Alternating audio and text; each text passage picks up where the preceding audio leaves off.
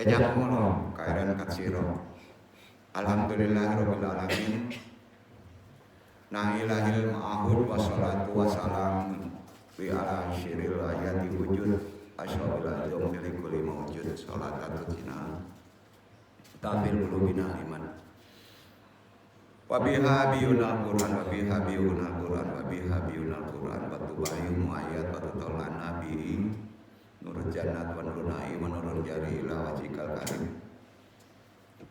Subhanaka ilma lana ila ma'lam tanah ila ma'antal alimul hakim. Rabbi sholli sadri wa yassir amri wa quddatam lisani yafqahu qawli. Ya Allah, ya Rabb, lapangkanlah untuk dadaku, mudahkanlah untuk urusanku, uraikanlah simpul pengikat lisanku dalam taklim ini.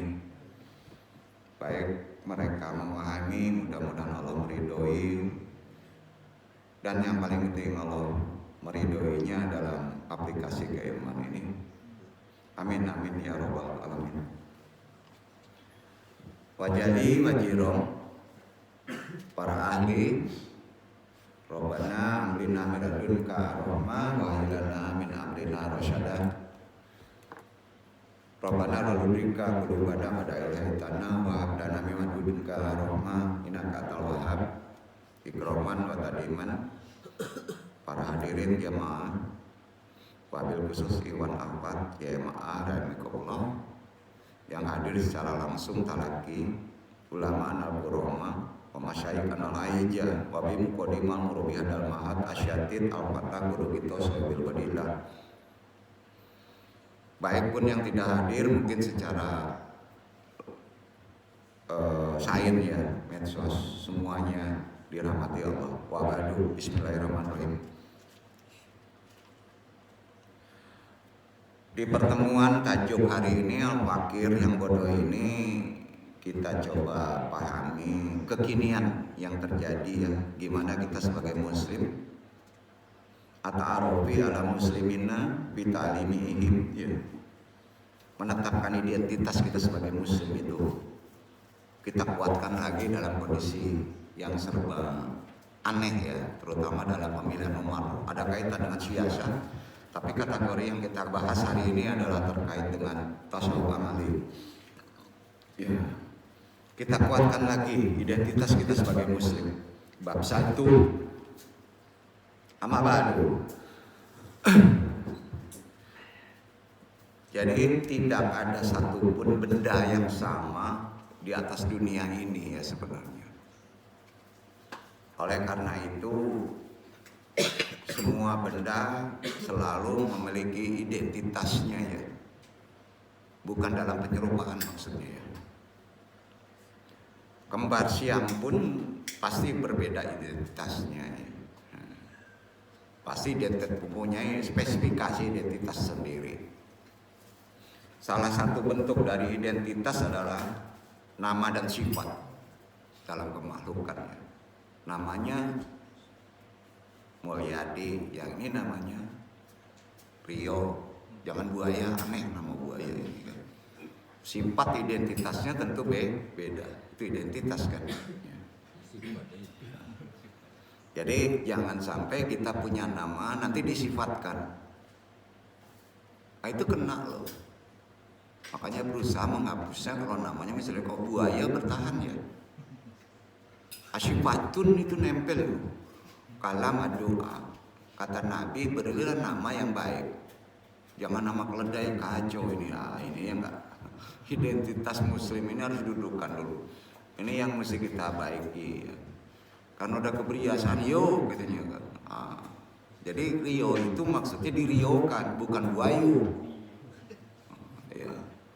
Ini di Minang hati-hati nih, penting ya. Jadi mulai besok kalau Rio itu jangan ditambah Bu, ya Io aja, udah Rio kan enak tuh. Ya. Oh si buayo pas nyundado kan, kasih part tuh. Kira-kira gitu, maaf ya, ini hanya ajaran. Jadi penting kita identitas ini kita dudukan yang terbaik secara muslim. Identitas kan untuk menunjukkan apa bro? Jati diri. Nah, identitas antum muslim.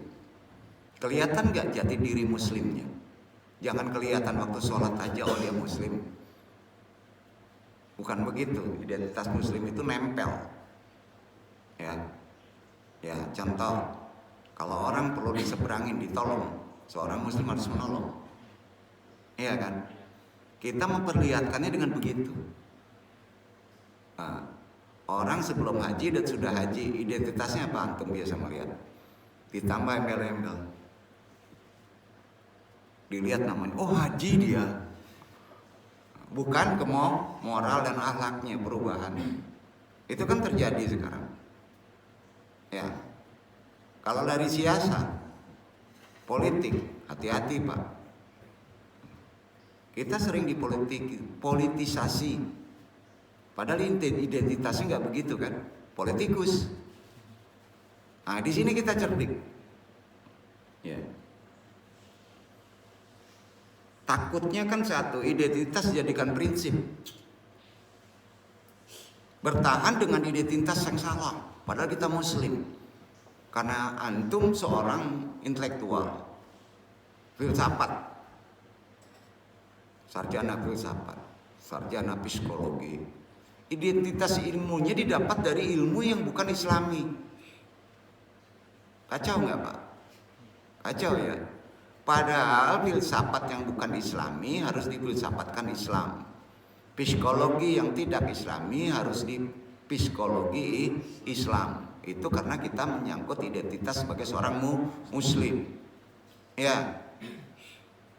Setuju? Mudah-mudahan bikin kokoh identitas antum sebagai muslim. Identitas seorang garin gimana? Kelihatan nggak? Masa melihatnya pas dia ada di masjid aja nyapu-nyapu, ya nggak enak kalau melihat begitu. Itu bukan memperlihatkan identitas. Identitas seorang garin itu memaksa orang ya untuk bisa berdisiplin pasti panggil Allah. Paham nggak? Makanya kalau orang udah azan nggak dipanggil Allah, setel sama dangdut. Azannya tuh pasti orang datang tuh nyalain kita kan. Kira-kira gitu ya. Nah, ada diselenengin pula perkara itu. Tapi itu nggak salah loh. Itu sebenarnya sindir, ya, sindir yang mengena. Identitas seseorang sebagai manusia akan bisa membedakan dari binatang melata. Itu Quran. Ya, betul kan? Identitasnya sebagai seorang muslim juga akan membedakan dari orang kafir. Beda kan? Walaupun dia tidak memakai baju muslim, tapi identitasnya keluar kepada moral akhlaknya. Itu ada 3 level. Level johir kelihatan pakaiannya, ya. Level batin kelihatan akhlaknya. Level spiritual, nggak ngomong, nggak ngapa-ngapain dia tahu dia wali. Ya, nggak perlu tahu tuh segen aja ya. Ada orang kan kalau datang itu kayak ngelihat Tuhan adem aja ada kan. Itu manusia wajib. Ya. Yang mesti kita dekati. Ada manusia haram, didoain aja supaya jangan ngedeket kan. Ya. Ada manusia sunnah kan. Ada manusia wajib. Antum bergaul di manusia mana? Pukul rata aja. Gitu. Kalau manusia yang mulia itu dideketin nyaman kita. Kan ada kontak kayak gitu nggak? Terkait dengan cinta. Antum ya, kalau ada orang dicintai, nyaman nggak? Walaupun antum digetok, diporotin ya, tetap aja nyaman kan? Ya kan? Kira-kira gitu. Itu ciptakan identitasnya itu dari perkara lahir dulu. Walaupun demikian perkara identitas ini penting.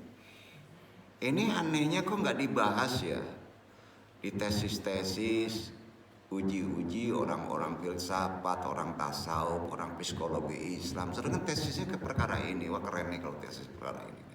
Udah gampang kita ngebahasnya ya. Ya, enak judulnya lagi. Ya, Kalau di Andung plagiat aja mau kaji Andung cum laude untung. Ini bukan arti kata mengejar dalam segi diploma ya. Kodrat zamannya pas kita mengaplikasikan ilmu harus sesuai dengan kodrat zamannya kan. Jadi krisis yang ada kita apa nih? Untuk yang muda-muda, krisis identitas muslim. Betul nggak? Banyak krisis. Nah itu yang penting kita pahami. Jadi walaupun demikian kesadaran manusia akan identitasnya berbeda-beda ya. Ini sesuai dengan tingkatan pemahamannya kan. Iya kan? Iya. Itu yang bisa membedakannya. Nah, kalau masyarakat itu, negara itu perbedaannya di budaya. Ya. Manusia perbedaannya pemahaman identitasnya. Ya. Karenanya sudah tentu kepribadian seorang muslim belum tentu sesuai dengan identitas ajaran keislamannya. Banyak kan? Banyak ya? Masa muslim zikir rajin, sholat rajin, ya, bagaiwangnya, batatonya. Ya. Berarti dia nggak paham identitas muslim itu gimana. Tolong pisahkan identitas muslim dengan budaya ya. Jenggotan identitas muslim nggak? Ayo, jawab. Bukan. Itu budaya. Ya. Kalau orang nggak berjenggot gimana? Repot ya. Masa itu jadi masalah? Ya. Itu dari ngaji ini aja kita bisa membedakan loh. Ya. Jadi kadangkala belum tentu sesuai identitas keislamannya, walaupun antum merasa muslim, walaupun antum ahli agama. Benar? Ya. Seorang muslim yang memiliki pemahaman akan identitasnya akan cenderung bertindak dengan standar agamanya. Sepakat? Pasti tindakannya mengikuti standar agamanya dulu. Apa sih standar agamanya nih yang mesti nggak boleh dilanggar dalam selini kehidupan? Pasti itu, maka aman antum. Sebaliknya apabila seorang muslim tidak paham siapa dirinya, kan gitu. Diri antum siapa? Identitasnya muslim loh. Ya. Terkait muhasabah, apa tugas di dunia? Identitas antum diturunkan dunia apa tugasnya? Oke, baca Quran ibadah, membantu orang, nggak boleh menyakiti sesama makhluk, betul kan? Dan akan kemana setelah meninggal dunia? Jadi tanah aja gitu.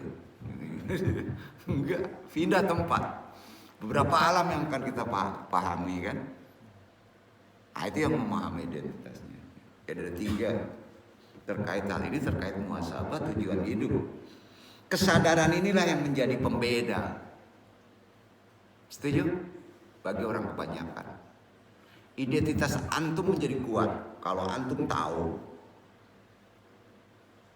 siapa diri antum. Apa tugas di dunia antum dan akan kemana setelah meninggal antum. Sepakat? Udah panjangin pendekin aja ilmu itu. Setahun gak habis-habis tuh bahas itu. Ya kan? Nah,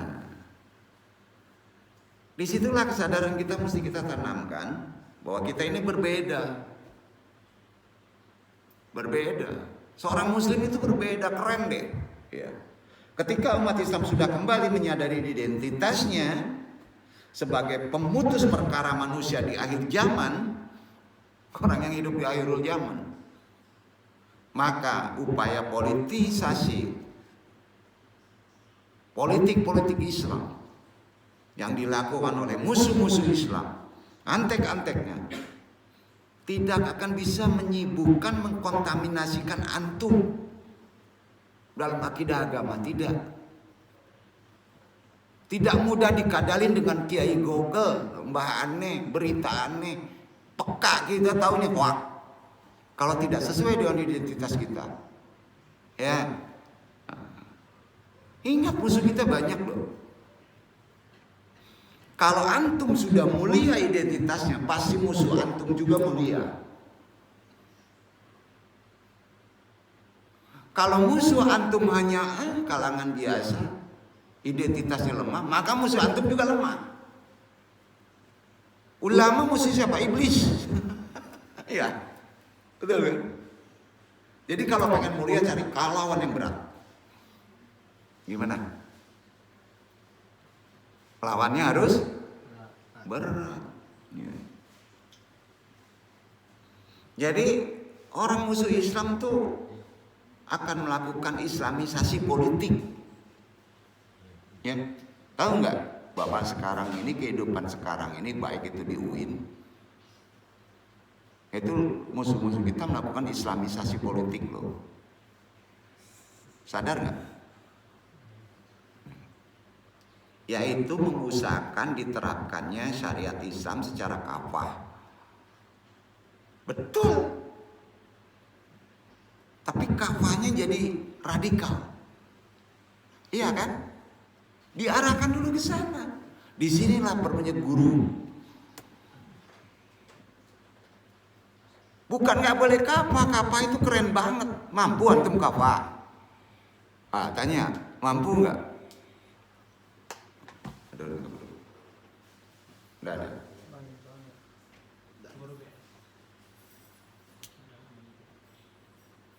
Jemaah atau siapa?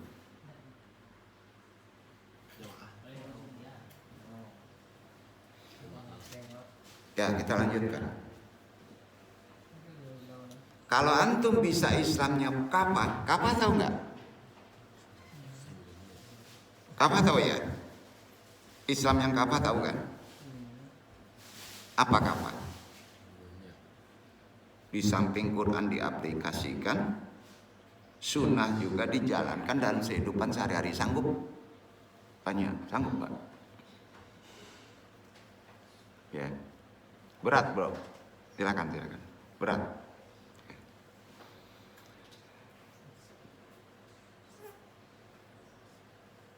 Syariat Islam secara kafah dalam kehidupan sehari-hari sanggup nggak? Ya, syariat. Yang tanya, berat ya? Nah, itu petunjuk paling mulia loh. Kafah itu seluruhnya harus syariat Islam. Hukum negara harus Islam. Sementara antum hidup di multikultural. Kalau antum jadi umaro gimana? Ayo. Allah memberi petunjuk, dibaca Al-Quran Ali Imran 190, 191 dibaca. Kita dasari gitu. Kaji kita hari ini. Ali Imran 190, 191 dibaca ya.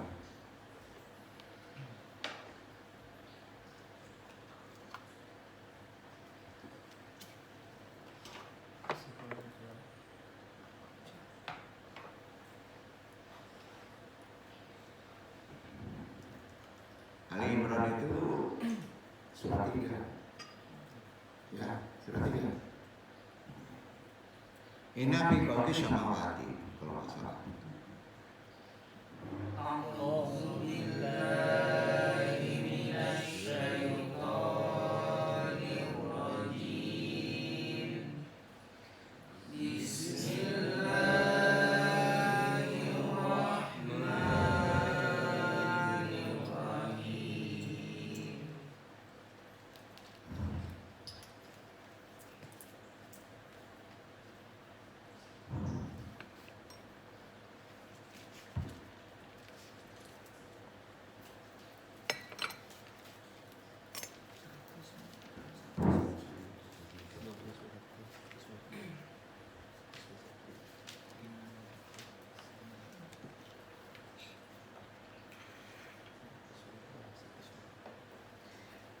Inna fi khalqis samawati wal ardi wa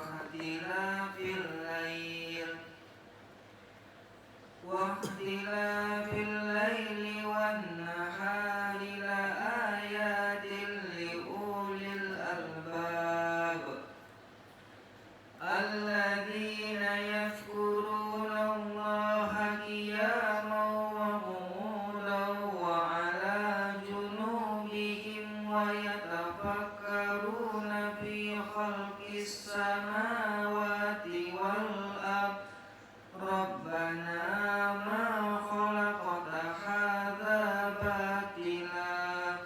Subhanaka faqina adzabannar.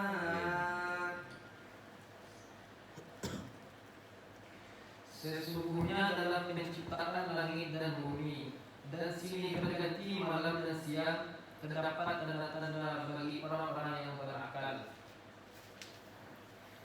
yaitu orang-orang yang mengingat Allah sambil berdiri atau duduk atau dalam keadaan berbaring, dan mereka memikirkan tentang penciptaan langit dan bumi seraya berkata, Ya Tuhan kami, tiadalah Engkau menciptakan ini dengan sia-sia. Maha suci Engkau, maka peliharalah kami dari siksa neraka.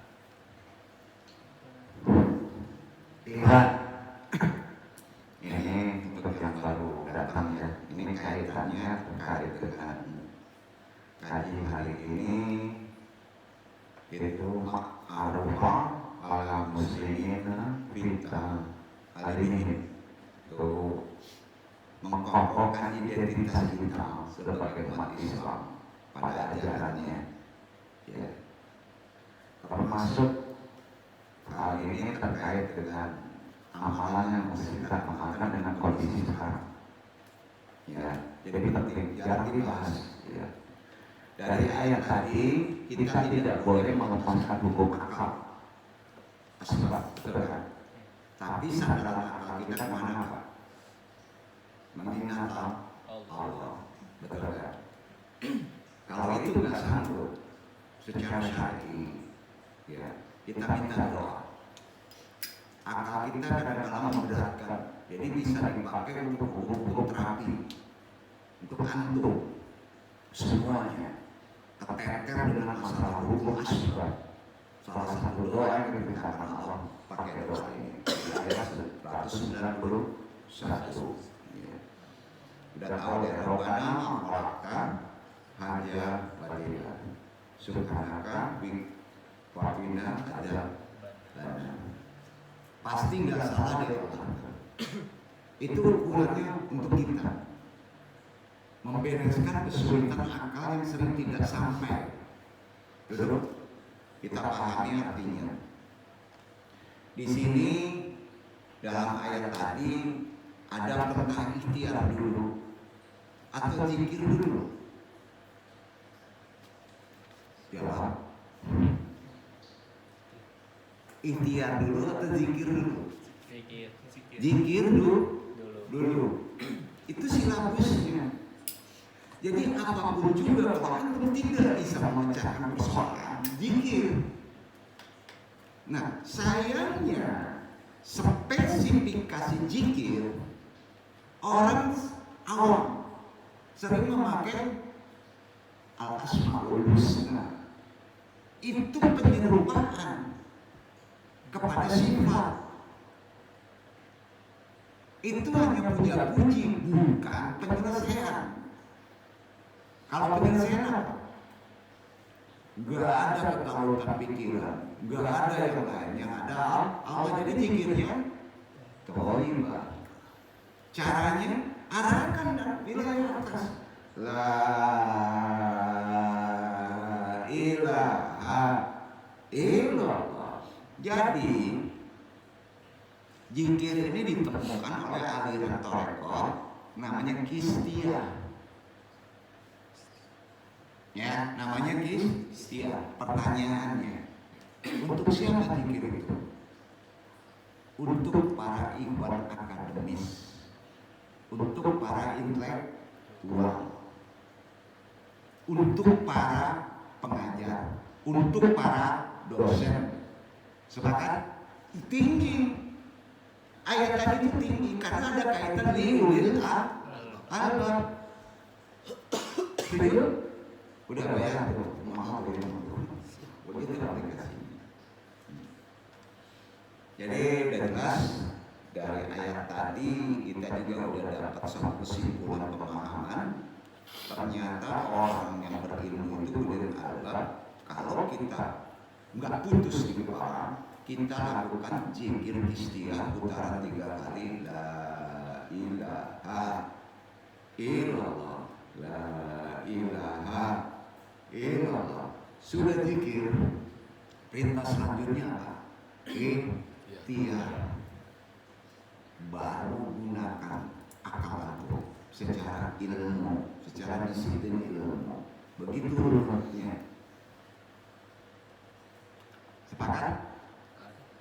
Besok untuk jurusan tarbiyah, jurusan filsafat, ya, awali pertama buat skripsi itu dulu aja deh. Sambil ngajarin itu, ya ngaji-ngaji itu. Nanti dia bingung. Belajar juga, setuju? Iya. Kalau ingin bukti istiadat di sini, nasabnya sampai Rasulullah. Ya, di sini saya nggak populer. Populer ini orang-orang para habaib. Ya, kita lanjut dulu ya. Jadi itu penjelasan yang mesti antum pahami. Kenapa kita selalu di sini pas zikir diputar 3 kali? Sampai ya.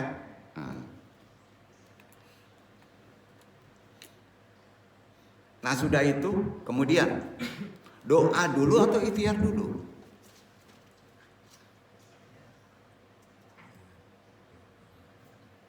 Doa ada 2 macam, zikir juga doa.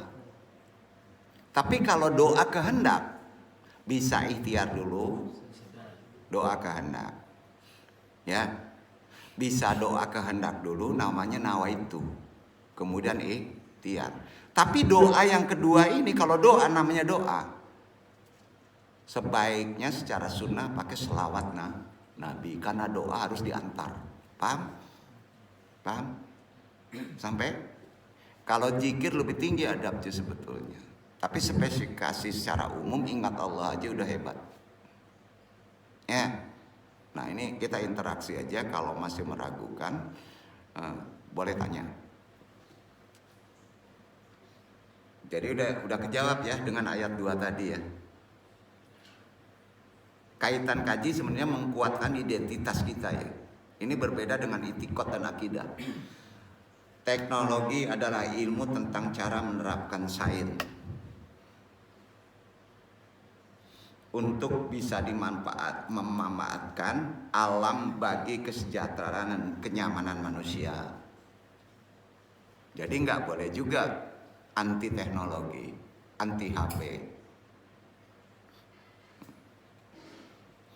Hanya untuk bisa memanfaatkan alam dan untuk kesejahteraan manusia. Kelemahannya apa? Karena teknologi itu nggak memerlukan tenaga manusia, diforsir alam, babak belur alam kan? Iya. Dengan teknologi ke Mekah 1 bulan bisa beberapa hari kan? Kalau antum ke Mekah suruh jalan berapa hari sampai? Keburu, nah mati kita kan? Itu berkat teknologi. Cari yang baiknya dalam teknologi. Bukan nggak boleh andung aja pakai apel sompeng kan? Yang buat kan Yahudi ya, nggak apa-apa. Ya. Jadi hampir dapat dipastikan bahwa setiap pekerjaan manusia di abad modern tidak satupun yang tidak melibatkan teknologi. Karena kalau antum nggak pakai teknologi, pakai mesin ketik gimana? Repot kan? Sementara orang udah sampai, kita belum juga sampai, tak tok ya orang set keluar kan. Iya. Jika tidak mempergunakan mesin, bahkan bagi kemajuan sebuah universitas, apapun juga universitasnya, tidak hanya sebatas itu, akan tetapi semua yang muncul dari hasil pemikiran manusia yang muncul memerlukan teknologi. Bahkan hakikat teknologi adalah hasil pemikiran manusia, juga teknologi, juga sains. Setuju? Karenanya hasil pemikiran manusia selalu terbatas. Teknologi juga terbatas. Sampai bukti terbatas, hari ini tipe apa, besok tipe apa. Kamu harus beli itu. Habis duit antum. Ya. Itu tanda terbatas. Pikiran juga terbatas, karena pikiran juga hakikatnya teknologi sains yang diterapkan pada tubuh manusia, bukan jati diri. Ya. Jadi teknologi buktinya munculnya dari mana? Dari pikiran manusia. Jadi abah teknologi, bapak teknologi adalah pikiran manusia. Ya, usul. Ya. Ilmu juga adalah teknologi. Teknologi berada pada posisi netral. Jadi ibarat sebilah pisau yang berguna untuk merajang sayur, untuk memotong daging. Namun pisau juga, walaupun itu pisaunya dapur, bisa dipergunakan untuk membunuh orang. Pikiran juga begitu. Bisa membunuh orang? Bisa. Ya. HP bisa membunuh orang. Lebih bahaya dari pistol. Sampai disinilah kearifan kita. Kokohkan identitas antum sebagai muslim. Jika ada orang yang mempergunakan pisau untuk membunuh, itu bukan berarti pisaunya yang salah kan? Tapi apa yang salah? Orang yang menggunakannya. Hati-hati zaman sekarang. Orang mencari sesuatu itu dengan doktrin pikirannya. Kalau udah sampai puncaknya spiritual, tidur antum. Begitu bukti kekuatan manusia, maka ada disiplin ilmu. Hipnotis, telepati, betul kan? Nah, disinilah kita mesti pahami konteks Islam itu gimana dalam aplikasi kehidupan. Menyangkut kodrat zamannya, kuatkan identitas kita sebagai muslim. Jangan hanya kekuatan identitas itu memperlihatkan karena pakai baju koko, karena berjilbab, karena seorang garin. Nah, itu bukan begitu. Duduk ya, bukan begitu. Tanamkan bahwa kita ini muslim. Gimana identitas kita sebagai muslim? Itu prinsip yang keren. Sepakat? Alhamdulillah. Jadi identitas masyarakat Islam, kita luaskan dulu, adalah masyarakat yang menyeimbangkan antara kehidupan material, ya, diseimbangkan kehidupan material dengan immaterial. Diseimbangkan immaterial itu yang disebut spiritual. Apa? Spiritual. Hanya saja lebih menekankan bahwa identitas masyarakat Islam adalah yang berbudaya dan telah mampu membudayakan dirinya dulu, keluarganya dulu, masyarakatnya dulu, bila perlu negara. Bisa. Berat ya, diri sendiri aja belum bisa membudayakan diri dalam konteks yang benar. Jadi kepada budaya yang sesuai dengan kemanusiaan secara rasional. Karena itu faktor spiritual, faktor imaterial yang kita maksud adalah nilai-nilai spiritual. Itu yang paling dominan. Nilai spiritual adalah credo, suatu keyakinan yang mesti ada pada manusia yang mempunyai identitas Islam. Pusing-pusing deh, dijamin pusing tuh. Tapi enggak lah, ya.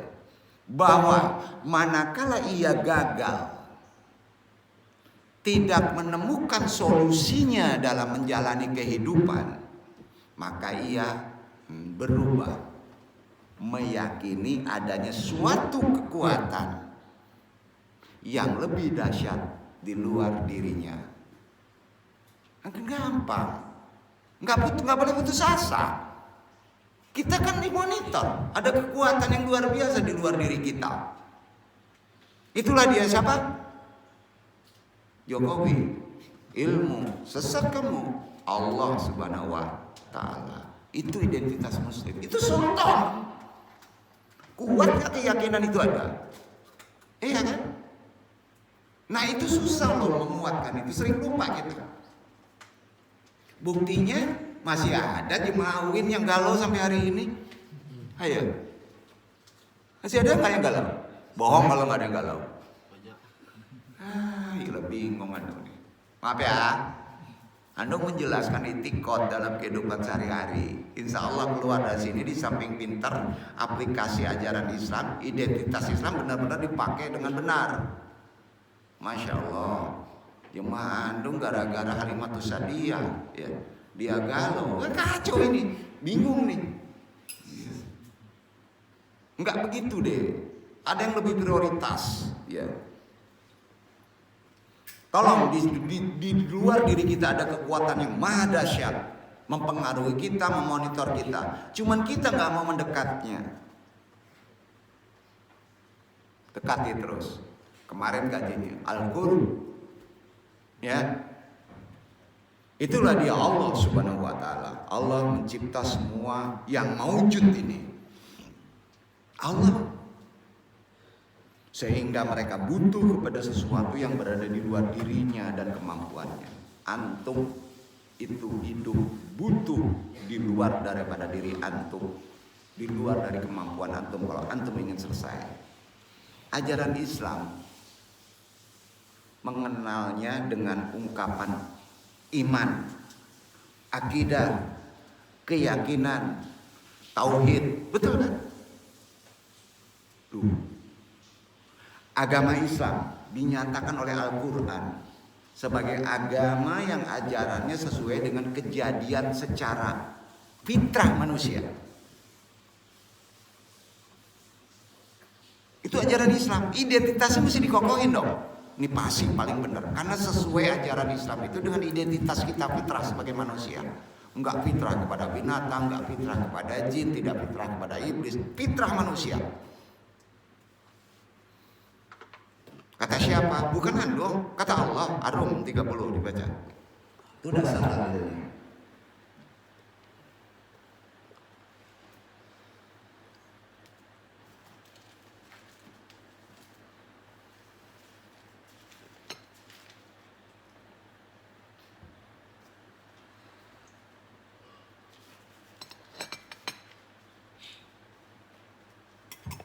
Hakim Az-Zahra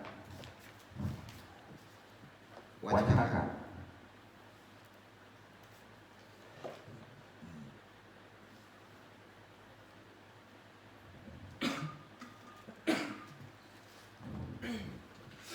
Wa'akim wajhaka lid-dina hanifa fitratallahi allati fataran nasa 'alaiha la tabdila li khalqillahi dzalikad dinul qayyim walakinna aktsaran nasi la ya'lamun.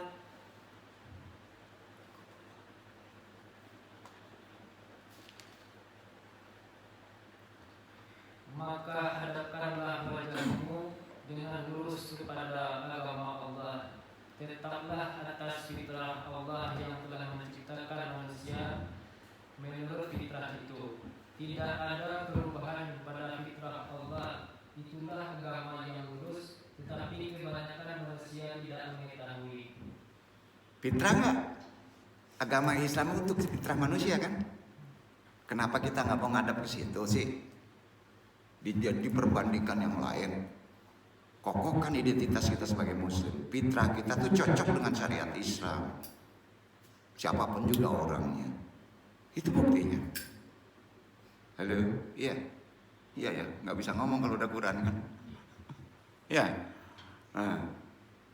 Jadi idealnya Islam memberikan jawaban, memberikan pedoman terhadap kebutuhan manusia baik jasmani maupun rohani. Statement ini diungkapkan, dibahas lebih dalam oleh Yusuf Al-Qaradawi Baca aja bukunya. Ya. Islam adalah agama yang relevan sepanjang waktu sampai akhirul zaman. Ada juga di hadis. Jadi cocok sampai kiamat. Pakai aja prinsip Islam deh. Kalau misalnya filsafat, cangkokkan ke Islam, jadikan filsafat Islam. Kalau psikolog, cangkokkan, jadikan psikolog Islam. Jadiin aja semuanya ke Islam. Kalau seni, cangkokkan, jadikan seni Islam. Betul kan? Jadi jangan dipenggal dong. Nyawanya di situ. Karena fitrah manusia itu agama Islam. Intelektualnya juga harus Islam. Ya, alhamdulillah. Idealnya begitu. Harus. Torekot juga harus mengikuti syariat Islam. Nggak mungkin orang torekot tidak mengerti fikih. Nggak mungkin deh. Ya. Itu diungkapkan oleh Yusuf Al-Qaradawi. Itu ulama modern loh. Makanya pahami Islam seutuhnya gitu maksudnya. Kafah. Amalkan semampu mungkin secara kafah. Kandungannya bisa begitu nyebutnya. Karena Allah Subhanahu wa taala berfirman 208 Al-Baqarah dibaca.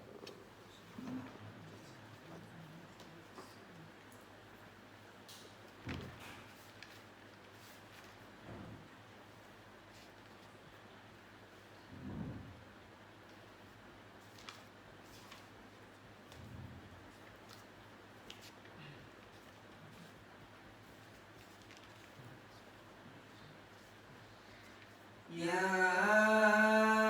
ayyuhalladzina amanu dakhulu fis-silmi kaffah wa la tattabi'u khutuwatisy syaitan innahu lakum aduwwum mubin. Hai orang-orang yang beriman, masuklah kamu ke dalam Islam secara keseluruhannya, dan janganlah kamu turut langkah-langkah syaitan. Sesungguhnya syaitan itu musuh yang nyata bagimu. Nggak perlu ditafsirkan, ada jelas menguatkan mengkokohkan dalil yang di atas tadi ya. Udah jelas ya. Masuk penuh dalam kepercayaan agama Islam secara keseluruhan. Kan gitu. Setuju? Setuju ya? Maksudnya gini, kalau kita dapat filsafat konvensional, langsung pelajari filsafat Islam. Kalau kita belajar matematik, bukan di spesialis Universitas Islam, pelajari juga di Islam ilmu, betul kan? Itu udah apa? Ya, nggak bisa sendirian, melenceng itu mungkin. Ya, itu perintah Allah. Perintah Allah kan? Itu perintah Allah. Jadi wajib itu bukan belajar. Ya, wajib belajar itu setelah mendapatkan disiplin ilmu belum terkorelasikan dengan ajaran Islam, maka ilmu itu selalu tidak bermanfaat. Maka wajib antum menggabungkannya dengan ilmu Islam. Itu korelasinya. Ya, jadi poinnya itu. Itu udah kafah. Pengertian kafah itu situ. Ya.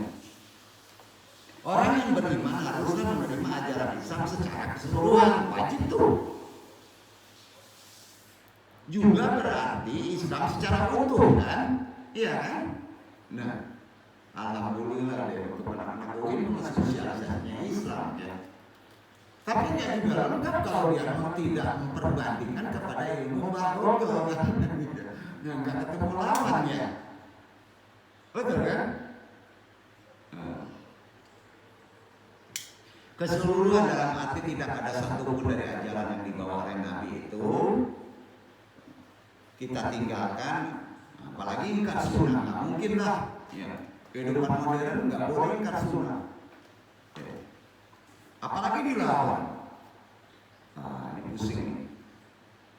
Sedangkan yang sebagian lagi kita tinggalkan dalam menjalankan rukun Islam. Misalnya kita menjalani ibadah puasa di bulan Ramadan, sedangkan pada hari biasa yang lain ditinggalkan, mudah meninggalkan kita sholat atau nggak sholat puasa, kacau itu.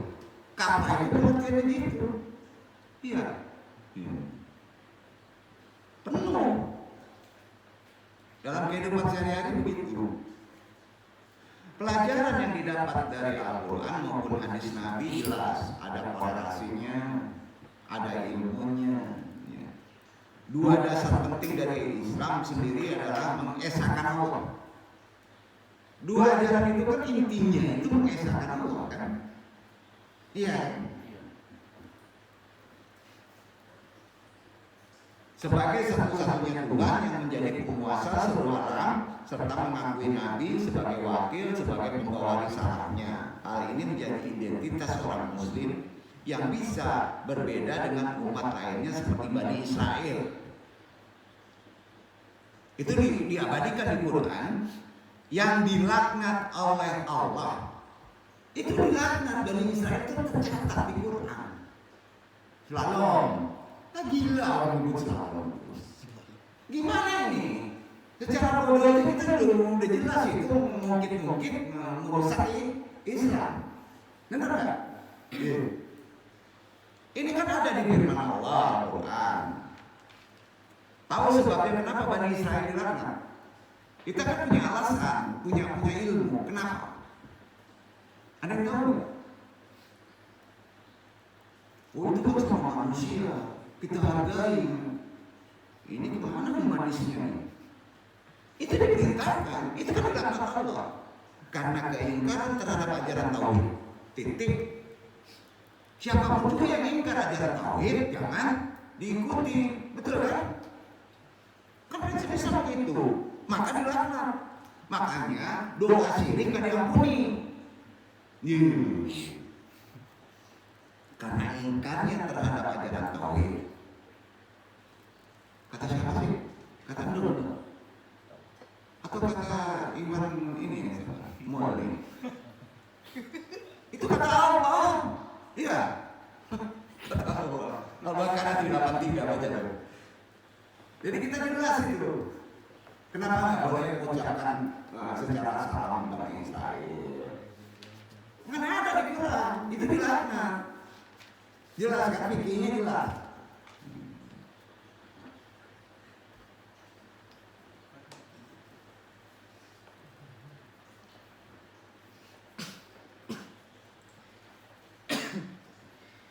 وَإِذْ أَخَذْنَا مِيثَاقَ بَنِي إِسْرَائِيلَ لَا تَعْبُدُونَ إِلَّا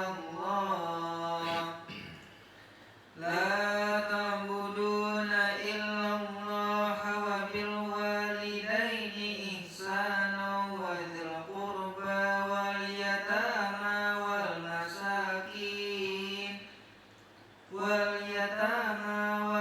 والمساكين وقولوا للناس حسنا وأقيموا الصلاة وآتوا الزكاة ثم توليتم إلا قليلا منكم وأنتم معرضون. Dan ingatlah ketika kami mengambil janji dari Bani Israel, yaitu janganlah kamu menyembah selain Allah, dan berbuat baiklah kepada ibu bapa, kaum kerabat, anak-anak yatim, dan orang-orang miskin, serta ucapkanlah kata-kata yang baik kepada manusia. Dirikanlah salat dan tunaikanlah zakat. Kemudian tidak memenuhi janji itu, kecuali sebagian kecil daripada kamu, dan kamu selalu berpaling. Iwan, dong ingatkan ya, kata-kata yang baik itu termasuk salam. Ya, slalom itu pengeliciran kata selamat. Kalau yang ahli bahasa mesti paham itu. Ya, Anda nggak akan membahas perkara ini, ya.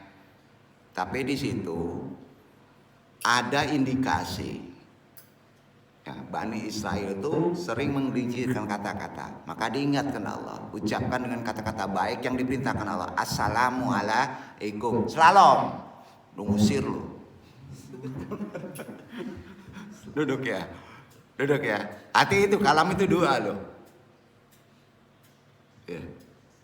Jadi kadang-kala kita nggak tahu esensi kosakata itu kalau sering diucapkan dengan niat yang lain ya, menghantam dirinya sendiri. Ngeri kan? Kesimpulannya, apa aja sih yang perlu dibenahi sebagai muslim di kehidupan sekarang? Muslim sejati apa aja? Ya.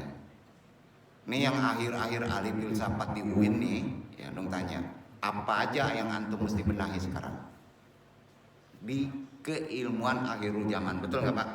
Apa aja? Tolong buat kesimpulan. PR besok datang sini. Kalau nggak boleh ngaji. Ya andong juga yang jawab. Gimana? Kok susah banget sih buat skripsi? Kalau udah ngaji sini sekali ketip selesai itu. Waktu lu gak ada waktu. Lah iya main game. Galau diikutin identitas muslim gak paham. Ya udahlah. Kane lah, nggak mau tahu dong. Iya kan? Nggak apa-apa ya. Ini bukan motivasi, ini bener loh ngaji di sini loh. Apa aja sih yang perlu dibenahi sebagai muslim sejati? Kita mulai dari takdir. Takdir merupakan hal yang patut diyakini seorang muslim. Takdir itu spiritualnya taklid. Setuju kan? Nggak usah dibahas di asbab deh. Tapi kita harus tahu ada takdir mubram, ada takdir tidak mubram kan? Nah itu udah kita bahas. Lihat aja apa referensi, bukan referensi, risalah andung sebelumnya lah. Ya. Jadi ketentuan sebagai seorang muslim yang baik, berbenah diri adalah cerminan dari seorang muslim sejati. Benahin terus. Di kehidupan sekarang penting. Itu disebut muhasabah, introspeksi, istiqomah. Berkelanjutan muhasabahnya. Itu berbenah diri perintah. Ya, karena kita diuji dengan bisikan-bisikan yang aneh di kehidupan sekarang. Belum bisikan dari luar, belum kerabat. Kadang-kadang mencari sahabat itu susah. Ya. Yaitu dengan cara kekuatan identitas muslim antum kokohkan lagi. Ini kajinya. Kedua, ikuti jalan torekot. Ya. Tasawuf harus diamalkan torekot. Iya kan? Ikuti jalan torekot. Cari ahlinya. Ya. Sudah itu introspeksi atau muhasabah diri, istiqomah terus menerus. Karena walaupun udah tinggi ke tarekat kita, nggak ada introspeksi, tidak tahu kelemahan kita, nyasar juga kita. Itu yang ketiga, pahami kehidupan kodrat zamannya, yaitu khususnya ajaran-ajaran wasatiyah. Islam moderat itu salah omongannya, tapi yang benar Islam wasatiyah, ya. Islam yang adil bahasa mudanya gitu. Dua sisi yang berbeda kita jadi kokoh di tengah. Itu wasatiyah. Itu moderat, bener. Kalau Islam modern, ya bingung dong tuh. Ya, semuanya di MA ada dikaji kan, betul kan? Terunut. Nah, khusus ini untuk ikhwan akademis kalau nggak pandai ngambil dari awal kaji itu, sebenarnya situ udah lengkap itu. Tarbiyah ada, akidah ada, psikologi, terapis ada, filsafat ada, comot aja, nggak salah. Cuman pandai antum menganalisanya secara spesifikasi yang ditentukan oleh akademis, kan gitu. Iya kan? Nah ini nggak cari referensi, nggak jauh-jauh dari referensi. Referensi jangan di depan, belakang. Nah ini dibutuhkan sama akademis referensi. Udah buat dulu referensinya cocok logi aja. Iya Ulumuddin, iya cocok logian aja, gampang. Kok diajarin ke situ ya? Kasihan ya dong Nea. Ya. Buat skripsi aja susah. Ya. Kalau di Anu udah tingkat 4 nggak perlu ada bimbingan skripsi sebetulnya. Kalau antum serius, bimbingannya cukup aja torekot, selesai itu. Nggak percaya? Ya. Bimbingan skripsi waktu habis, ya. Ya kalau ditarifin, keteter juga tuh. Untuk makan aja susah orang sekarang kan? Ya gimana? Kok jadi ngomong kayak gini ya? Enggak ya, Anu nunjukin aja ya pentingnya identitas itu dipahami dalam konteks Islam. Ya. Jadi udah jelas karena itu lebih khususnya ya, dong dalam nih, mudah-mudahan nggak pusing. Ya. Kekeliruan penafsiran identitas banyak. Ada istilah politik identitas, betul? Bingung nggak nih? Ini ke siasa ya. Sedikit ke andung tarik ke siasa. Karena kodrat zamannya kita akan pesta kan. Pesta milih Umaro. Ya, betul kan? Nah, soal politik identitas, politik syara, hoak, hati-hati. Mesti gimana kita? Antum muslim loh. Hafizuddin. Penjaga agama. Punya identitas muslim, mesti diapain tuh kerabat kita? Kita ini hidup di negara yang beragam agama. Betul kan? Betul kan? Antum ditakdirkan hidup di negara yang beragam agamanya. Ras, suku. Jadi hati-hati mengenai hal-hal yang seperti ini. Banyak di dunia medsos. Mesti gimana kita itu? Kan gitu. Khusus para umaro, pemimpin umat dalam konteks bernegara harus membuat aturan yang rinci. Jelas, efektif. Syukur-syukur antum jadi ketua RT. Aturannya harus jelas, rinci, efektif. Aturannya jangan banyak. Banyak itu banyak pula biayanya kan? Iya kan? Buat aturan itu jangan gambling lah, aneh. Yang jelas, sehingga kalau memberikan peringatan juga jelas, mudah dicerna. Kamu salah, kamu benar, jelas kan? Alasannya ada, nggak aneh-aneh. Coba kalau niatnya salah Pak, korban juga bisa dipelintir kan? Padahal tujuannya untuk apa? Untuk ganti kasapi itu dengan dunia populer viralnya kan ganti itu, iya kan? Bisnis kan? Emang nggak ketangkep sih? Udah keganti itu, sampai 4 sapi hitungannya loh, gila nggak tuh? Sementara kita digotok-gotok, masuk pula kita ke sana, udah pusing deh. Jadi belang sama kedoknya kita harus tangkap secara jelas dari kondisi sekarang. Ini salah, ini benar. Sekali lagi kita tidak bisa bersantai-santai dengan kondisi sekarang, karena antum ada tanggung jawab sebagai penjaga agama. Ya, bila perlu jadi penterapis dengan politik identitas, politisasi agama, politik syara, jangan berikan ruang masuk ke hati kita. Ya. Karena ini akan bisa menjadi peluang pihak lain untuk memecah kelemahan kita. Belum hal spiritual. Bersorak itu koren tuh. Ya. Bahkan keutuhan identitas seorang muslim bisa kacau di sini.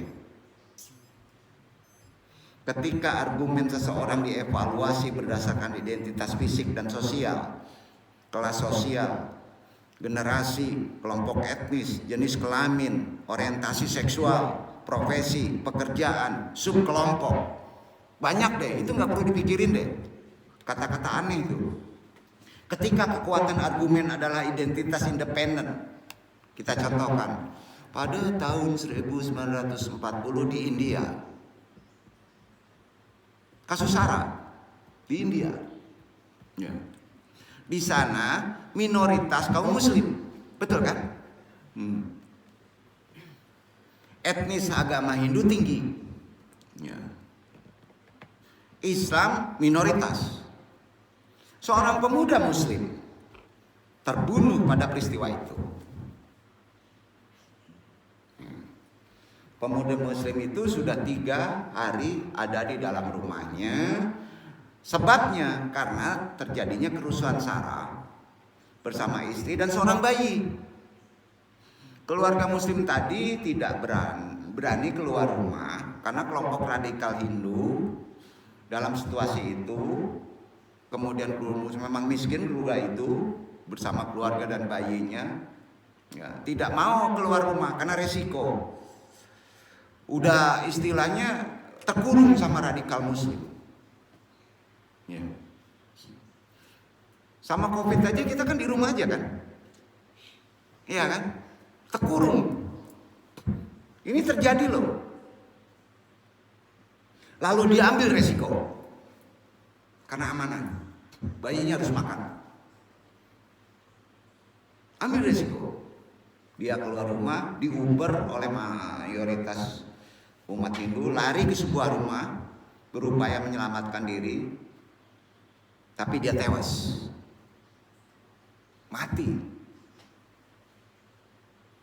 Antum cari rezeki, takut COVID, tapi kita daripada nggak makan keluar, kena COVID di luar ketularan, mati. Pertanyaannya,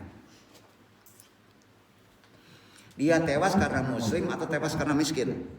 Jawab.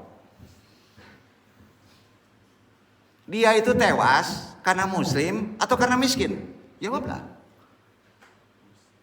COVID, antum keluar, mati kena ketularan karena harus menghidupi anak kita. Dia mati karena muslim atau karena miskin? Sama juga itu, betul kan? Bisa jawab nggak? Nggak, antum jawab. Ngopi dulu deh. Ayo. Ada 2 jawaban. Apa kira-kira? Orang yang kuat akalnya jawabannya apa? Terdoktrin dia, nggak mau pakai sandaran Islam. Asbabnya kuat banget. Apa jawabannya?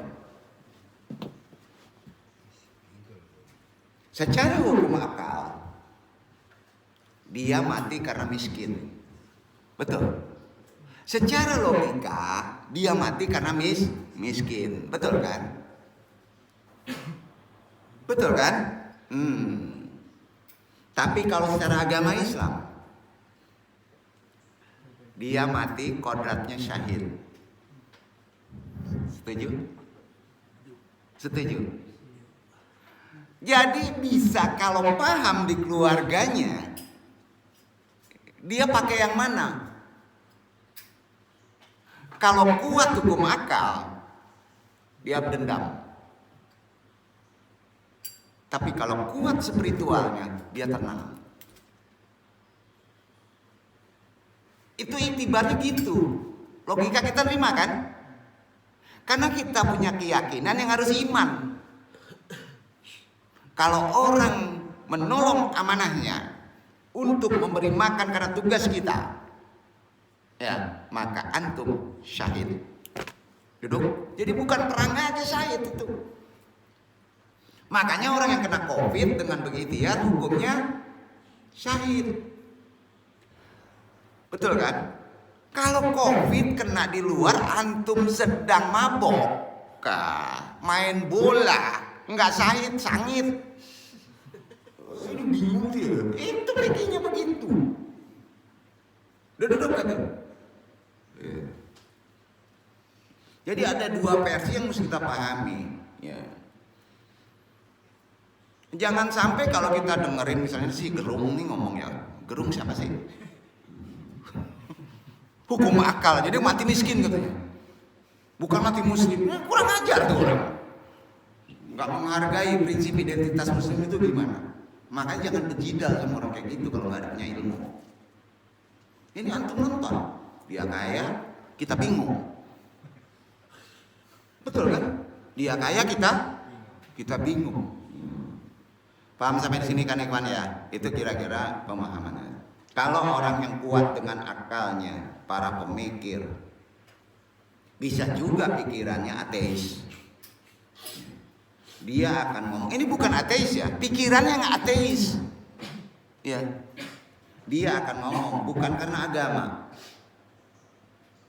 Memang orang punya kesalahpahaman biasa.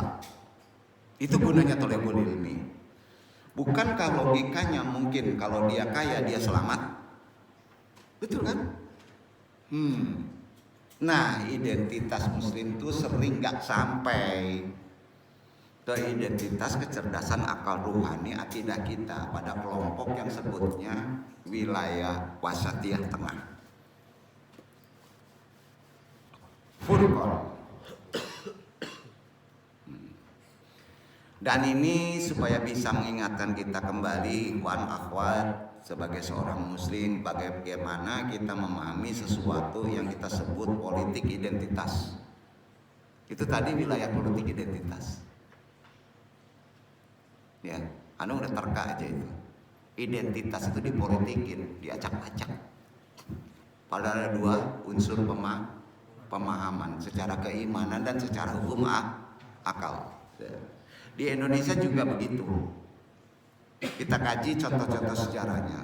Tahun 1988 ada peristiwa minoritas Cina kan? Iya kan? Cina kan minoritas.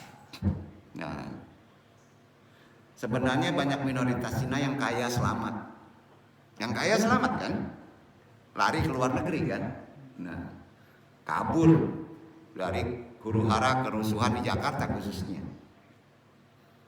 Menurut logika, bukan masalah Cina atau Muslim semata loh yang mesti kita tafakuri. Ada hal masalah variabel yang lain di situ. Ada. Dan bukan sekedar variabel bebas loh.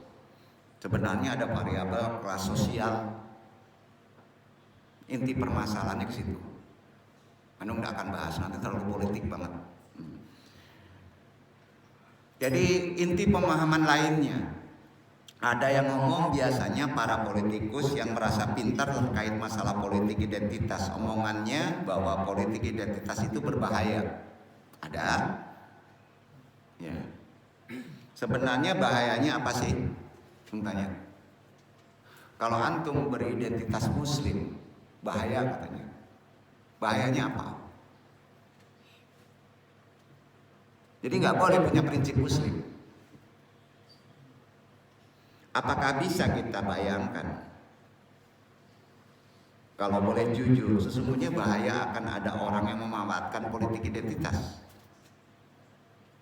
Paham kan? Jadi siapa yang memanfaatkannya? Militer, NII, komunis.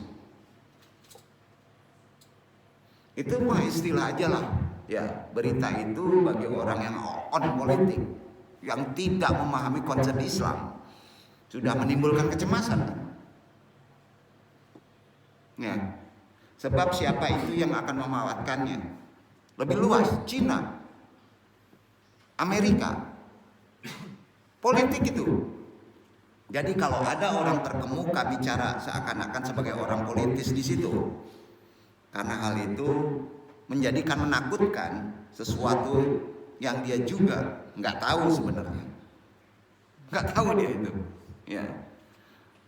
Jadi istilah identitas itu seolah akan diporak-porandakan kan, dihabisin, dan akan ada yang menyusup di situ, katanya begitu.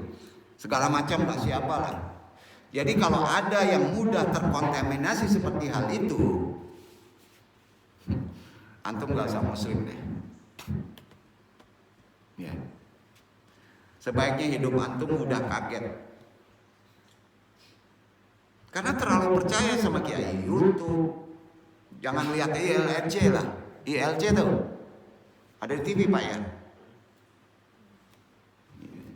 Karena antum akan mudah gugup melihat bahwa konsepnya macam-macam, buat pusing. Intinya sesungguhnya antum yang sering nonton, yang di sini nggak nonton, itu pasti nggak ngerti lah. Sekarang dalam dakwah ini antum buat mengerti dulu ya. Bila perlu sampai paham. Mafhum itu gunanya bermajelis ta'lim, berthalabul ilmi.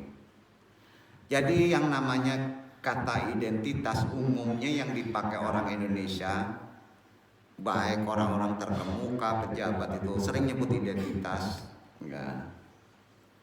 Bahkan orang yang sosialnya rendah, tukang jengkol, tukang siomay, sekalipun mengatakan identitas nggak ada bedanya, sama artinya. Ya. Sebab kita juga pakai kata-kata itu sehari-hari kan. Prinsip saya, identitas saya. Apa sih itu identitas? Kita makrifati. Namanya makrifat identitas. Gitu ya. Ya. Nah. Tentunya secara identitas muslim. Antum yang hadir hari ini pastinya semuanya punya identitas. Pasti. Natural.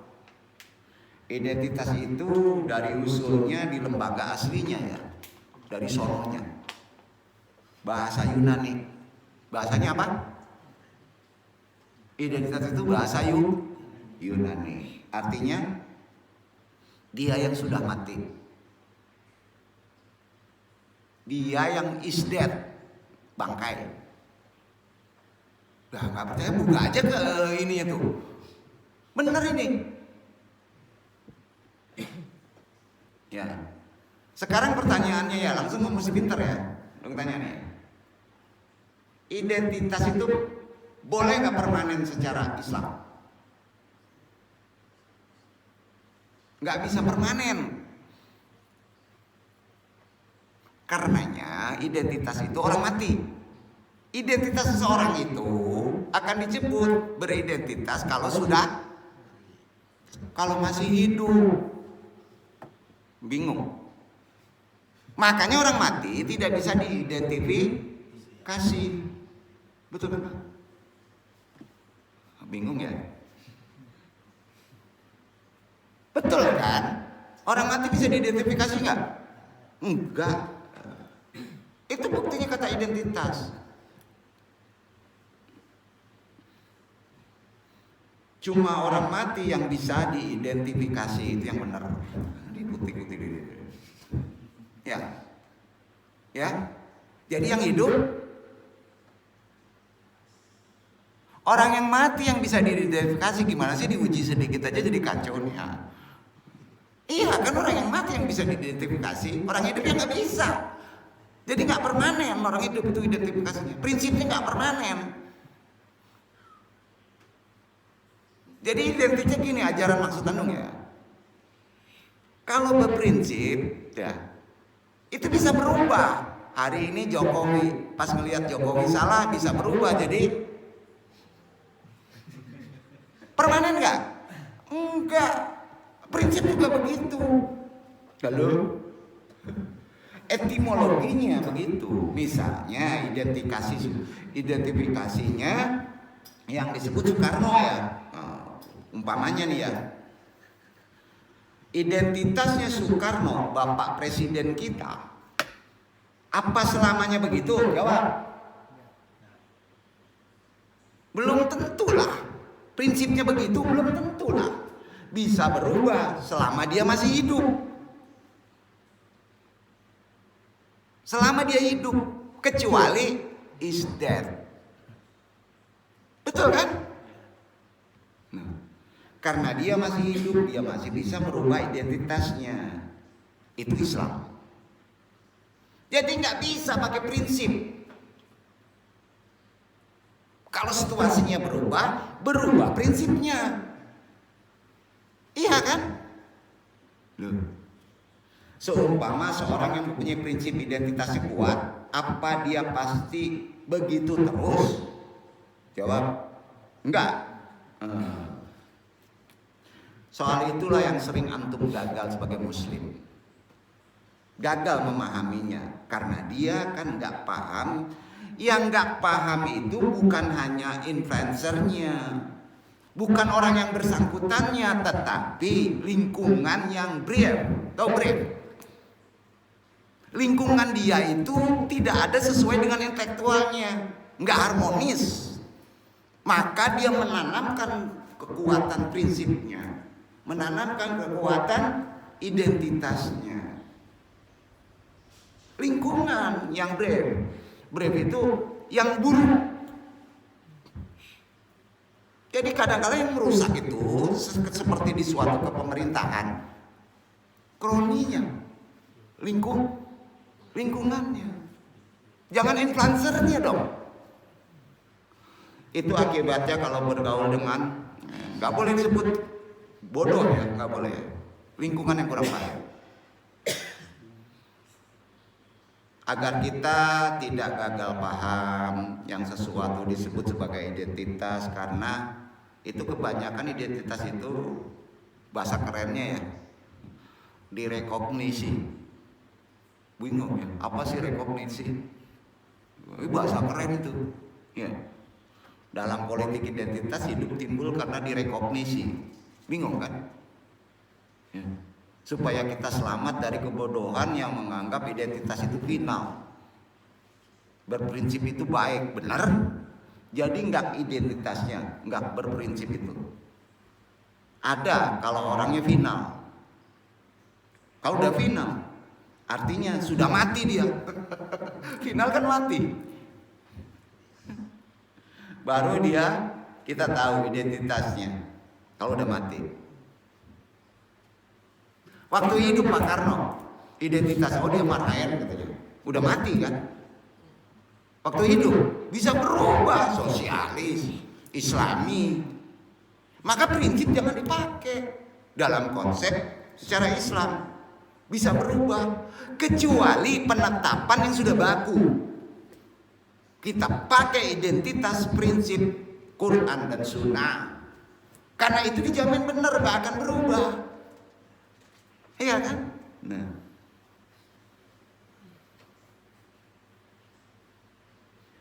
identitasnya bisa juga disebut prinsipnya justru bisa berubah-ubah. Nggak apa-apa. Untuk perbaikan kita contohkan aja ya supaya gampang ya. Dulu pro Ahok, benar. Ada Ahok kan? Ini bicara politik aja, terpaksa memerlukan contoh. Ini nggak menjatuhkan. Sekarang lain lagi, menganggap kalau ada kesalahan di situ biasanya ya begitulah ya. Maka dia pro Anies.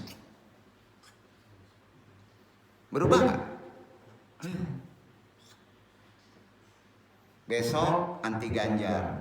Sekarang pro Prabowo. Betul? Pas kena serangan Fajar, amplop pro. Ensiklopedia.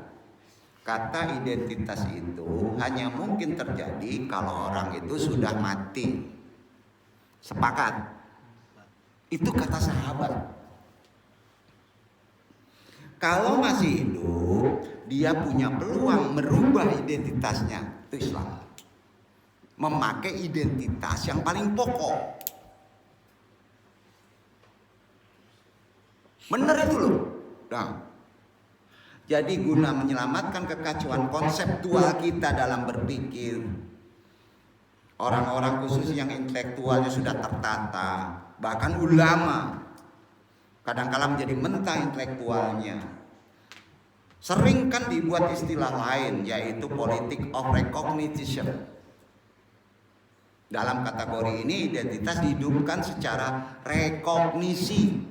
Negara Indonesia misalnya pakai politik apa? Multikultural. Politiknya kan multikultural. Karenanya kita bangsa multikultural, betul kan? Multikultur. Tapi ingat, sesuatu disebut multikultur kalau dia punya elektoral, wilayah. Kalau ada punya identitas, karenanya kalau nggak ada efek elektoralnya, wilayahnya, nggak akan disebut sebagai politik multikultur. Setuju? Tolong dibaca sejarah bangsa Indonesia ini didirikan oleh orang-orang apa? Intelektual tinggi, tukang baca buku. Indonesia itu didirikan oleh orang-orang yang tukang baca buku.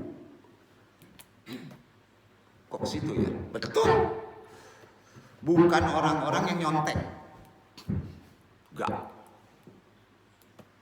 Sebentar-bentar lihat ya Google. Itu mana nasabnya mesin pencari. Betul kan Pak? Intinya perkakas. Konsep-konsep yang ditinggalkan pendiri bangsa ini adalah otak intelektualitas Islam. Jelas, itulah yang disebut ulama yang berintelektual, bukan ulama yang berfilsafat. Maaf ya. Intelektual filsafat ada bedanya. Walaupun dari filsafat, enggak enak nih, ada filsafat jurusannya. Mudah-mudahan enggak ada. Itu hanya tambahan. Filsafat itu hanya tambahan, ya. Konsep-konsep itu kita pakai dan kita teruskan perdebatan konseptual sampai sekarang. Berdirinya negara kita karena bacaka ngecek. Kuatnya ngomong, kuatnya jidal dia pandai itu kan dari baca. Betul kan? Tukang baca. Itu banyak di Sumatera Barat. Konsep Islam apa? Kerja. Ikro, catat tingginya. Setelah melihat catat, catat. Pengertian ikro baca itu banyak, bukan artikulasi aja, karakter, kejadian. Udah itu korelasikan ke bakunya hukum, Quran, Sunnah. Efek yang disebut contohnya, idolanya. Sunnah Nabi gimana, ini gimana. Bukan pakaiannya, itu budaya. Ya. Insya Allah antum pintar. Nah, jadi itulah anehnya kita ini kok nggak sampai ke situ. Jadi ada lagi identitas tambahan ya bagi seorang muslim, yaitu pakai jenggot tapi tidak pakai kumis. Ini kalau kesana ngomongnya bingung nih. Kan gitu identitasnya.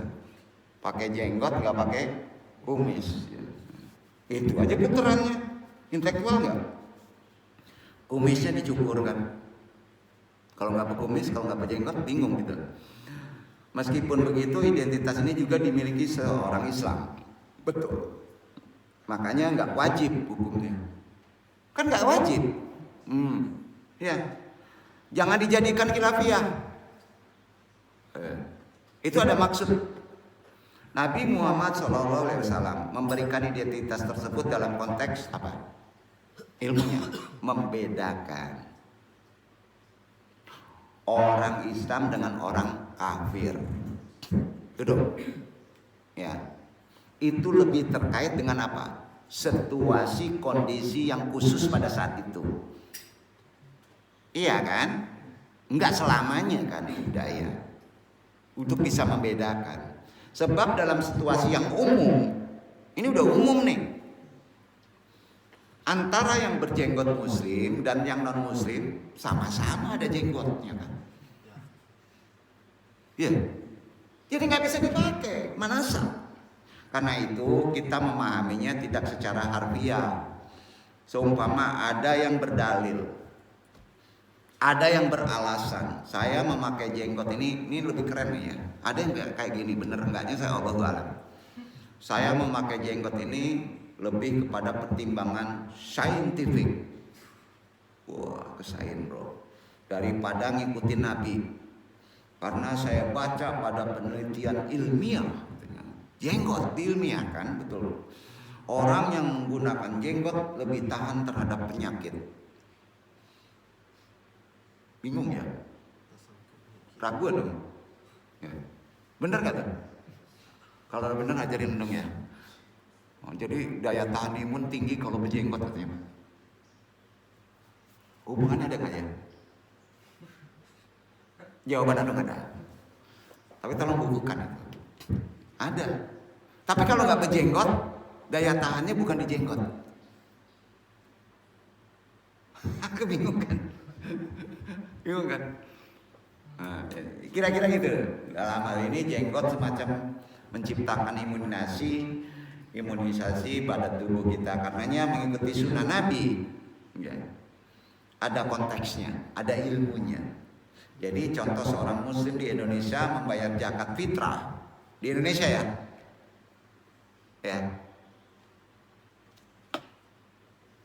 Pakai apa?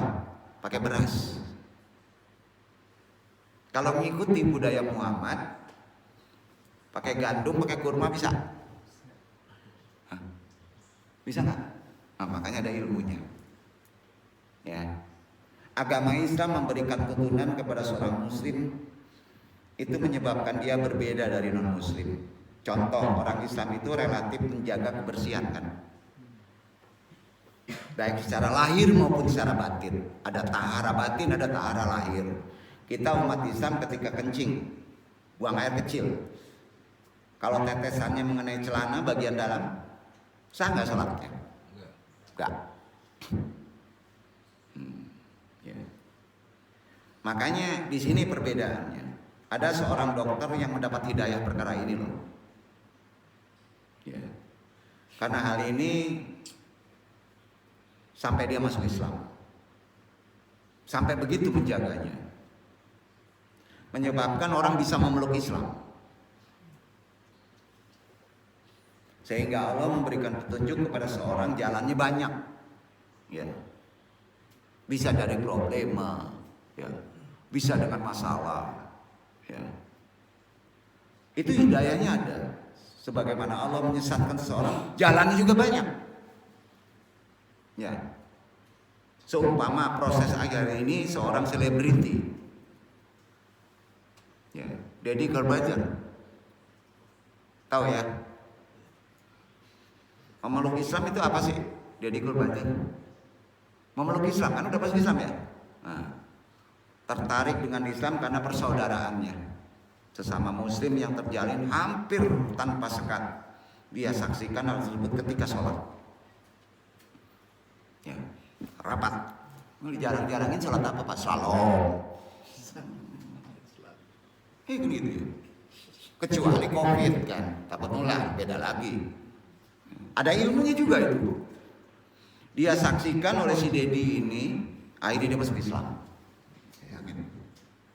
Itu hidayah. Ya. Jadi kebaikan dunia itu tidak selalu muncul lebih dulu ya. Kadang-kadang seseorang tidak menyadari kebaikan tersebut ya. Contoh, kepanasan pagi hari. Sebagian besar menyadari panasnya daripada maslahatnya. Umumnya orang menyadari nggak nyamannya, padahal ada maslahatnya. Kira-kira apa? Kena panas pagi. Maslahatnya lebih besar sebetulnya. Bagi orang-orang udah sepuh, udah tua, vitamin D masuk, gratis lagi. Kalau beli di apotek bayar. Banyak yang nggak tahu. Ya. Karenanya fungsi agama dalam kehidupan menjadi wasilah, tahu, perantara. Jangan tinggalkan. Tinggi pun ilmu antum. Jangan lupa Islam itu paling benar. Korelasikan. Wasilah dari Allah menyelamatkan kita dari neraka. Allah masukkan kita ke surga. Allah ampuni, Allah meridhoi. Fungsi agama lainnya memberi penguat pada jiwa. Kalau seseorang melakukan hal yang wajib kemudian disempurnakan dengan yang sunnah, termasuk sholat sunnah, sholat malam, puasa sunnah, Allah akan memperkokoh jiwanya dan memberikan kekuatan sultan. Sempurnakan dengan sunnah. Contoh, seseorang tanpa menggebrak meja pun, tanpa menggebrak meja, orang lain sudah bisa merasakan kekuatan orang tersebut. Cukup dengan senyuman. Kuatkan lagi. Apanya? Prinsip Islam itu. Karena itu selalu memohon kekuatan pada Allah sebagai manusia. La haula wala quwata. Tetapi setelah itu illa billahil aliyil azim. Dengan itu kita tidak bisa tergoda dengan apapun. Juga setelah itu mantapkan berhadapan dengan seseorang karena kita punya pegangan yang sangat kuat, al-urwatul wuthqa, yaitu bersandar pada Allah. Sakit pun Kalau antum disandarkan kepada Allah dengan sikap sabar, justru sabar itu menjadi media untuk memberikan kemuliaan oleh Allah dan diberi ampunan. Kalau kemudian bertobat juga mengikuti, pastilah mengikuti sunnah Rasulullah, dan keduanya adalah baik. Jadi supaya tidak mengatakan sabar itu ada batasnya, sebab jika seorang sudah mengatakan sabar ada batasnya, itu tandanya dia tidak husnul khotimah. Artinya tidak berprasangka baik karena akhirnya tidak sabar. Ya. Jadi kita bisa lihat contoh fungsi agama yang lainnya, yaitu sebagai pendorong seseorang berbuat optimal, berbuat maksimal, ya, dalam berbuat kebaikan, khususnya pada tingkatan tatbik nushus, menerapkan teks-teks agama secara benar. Dalam hal ini kehidupannya adalah mendorong kuat untuk berbuat maksimal. Inilah yang menggerakkan Kiai Haji Ahmad Dahlan, seorang ulama tarbiyah yang bisa kita teladani di kehidupannya sekarang, sampai-sampai mengajarkan kepada murid-muridnya pada masa itu surat Al-Ma'un sampai 3 bulan, mengajarkan surat Al-Asyar sampai 8 bulan, karena tidak menghendaki berhenti pada pemahaman teks, tafsir dari teks, tapi terwujud konkret dalam kehidupan seperti sekolah, perguruan tinggi, panti asuhan, rumah sakit. Nggak heranlah kalau gerakan Muhammadiyah bisa mengalahkan gerakan negara.